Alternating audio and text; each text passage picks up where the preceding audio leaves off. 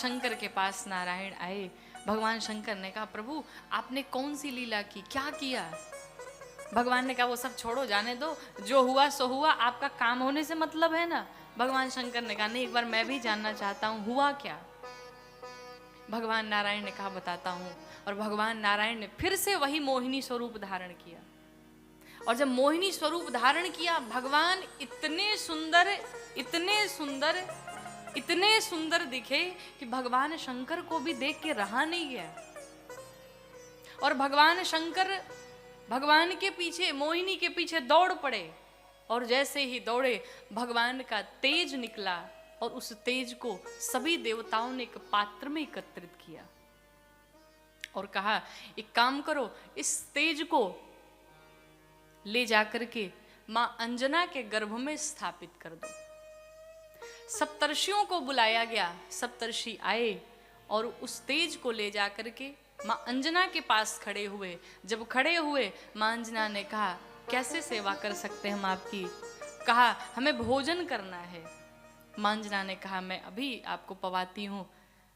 सप्तर्षियों ने कहा, ये बताओ दीक्षा ली है कि नहीं? कहा, नहीं, दीक्षा तो नहीं ली है। कहा, जब तक दीक्षा नहीं लोगी तब तक हम लोग भोजन नहीं पा सकते। और नियम भी यही है, कहते हैं संत महापुरुष के, जिन व्यक्ति ने, जिस जीव ने दीक्षा नहीं ली हो, गुरु मंत्र न लिया हो, उसके हाथ का भोजन नहीं पाना चाहिए। इसलिए जीवन में गुरु शीघ्र अतिशीघ्र बनाए। और गुरु बनाने की कोई आयु नहीं हो, तो कहते बच्चा है अभी, ये दीक्षा कैसे ले लेगा? 60 के बाद जब सबका विवाह कर लेंगे तब लिया जाएगा। लेकिन महाराज, आप जो भी पुण्य करते हैं उसका कोई फल नहीं प्राप्त होता है, इसलिए दीक्षा अवश्य लें। सप्तर्षियों ने कहा, अंजना माँ से, आप अपने कर्ण को हमारे पास करिए। और सप्तर्षियों ने माता के कर्ण में जैसे ही मंत्र देना प्रारंभ किया, भगवान ने पवन देव को प्रेरित किया। कहा, इतनी जोर से हवा चलाओ कि उनके कानों के माध्यम से वो तेज उनके गर्भ में स्थापित हो जाए। और पवन देव आए और पवन देव ने उस तेज को मां के गर्भ में स्थापित कर दिया।